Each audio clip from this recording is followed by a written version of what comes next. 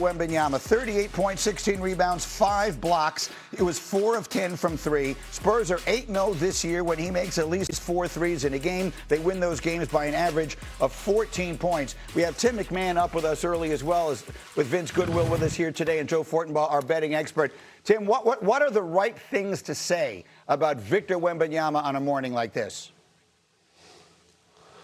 Howdy, Greeny. We have never seen a talent like this. 7 foot, several inches tall, athletic, great instincts, and when he's hitting his jumper, there's no more dominant player in the NBA today. You knew the Pistons were in big trouble when on the opening possession, Wemby hits, 27, 28-footer. Jalen Duren was an absolute hell trying to guard him on the perimeter. He's always the most dominant defensive player maybe that we've ever seen.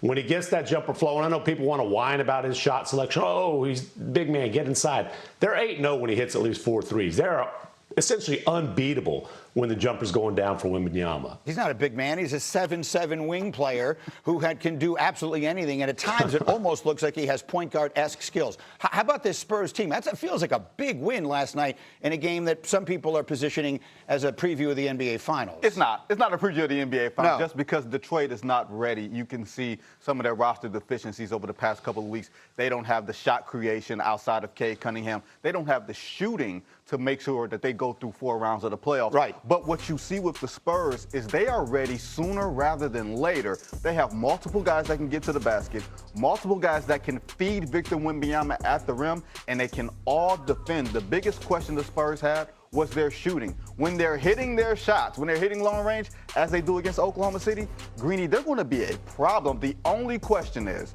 they've never been to the playoffs as a unit. Right. We've never seen a team go from not making the playoffs to going through 3 playoff rounds in this type of Western Conference. That would be unprecedented. Yeah, my friend Michael Wilbon always says you have to have your heart broken a time or two before you can get over the top. But, you know, Tim, I cover football for the network, and all season long we kept saying about the New England Patriots, they're ahead of schedule, they're too young. It's ahead of schedule, they're too young. And then one day you wake up and they're in the Super Bowl. Could we be living that here with Wembanyama and the Spurs?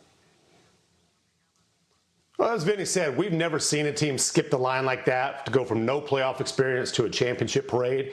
We've also never seen anything like Victor Wembanyama. So, you know, our buddy Brian Windhorst likes to say you cannot put a ceiling on Wemby because he will only hit his head on it. I will not rule out anything. And I'll tell you this, the defending champs, the Oklahoma City Thunder, we know the Spurs have no fear of them.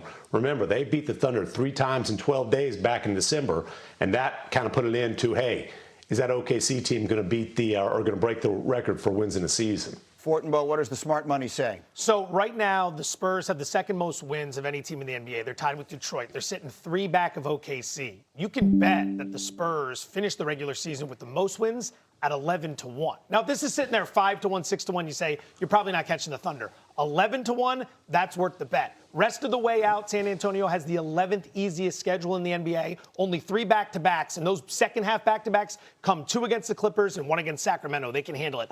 Thunder, 2nd toughest schedule the rest of the way. At 11-1, I like that price. Okay, I like it. Stay close by. Vince and Tim, we have a lot to get to this morning with the return of Jason Tatum tonight, so we will. But next to the NFL, where Josh Allen looks like he has the new receiver that he needs. The Bills agreeing to a trade for DJ Moore from Chicago in exchange for a 2nd-round pick and a 5th-round pick when the new league year begins on Wednesday. Moore turns 29 next month. He'll be reunited with new Bills head coach Joe Brady, who he played for and was very successful with in Carolina. He'll be a welcome addition on a Bills team that's been relying less and less on the wide receiver position.